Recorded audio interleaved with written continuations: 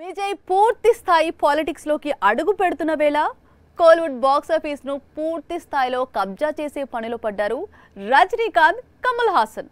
ఇద్దరు sensational combinations set చేస్తూ తమిళ cine పరిశ్రమను పరుగులు పెట్టిస్తున్నారు. జైలర్ తో super star Rajinikanth super comeback ఇవ్వటంతో ఆయన డేట్స్ కు ఎక్కడాలేని డిమాండ్ ఏర్పడింది.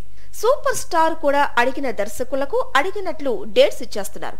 ఆల్రెడీ చేతిలో ఉన్న వెట్టయాన్ అనే మూవీని కంప్లీట్ చేశారు. వచ్చే అక్టోబర్ లోనే వెట్టయాన్ రిలీజ్ కానుంది. వెట్టయాన్ పై తమిళ సినీ పరిశ్రమలో చాలా అంచనాలు ఉన్నాయి.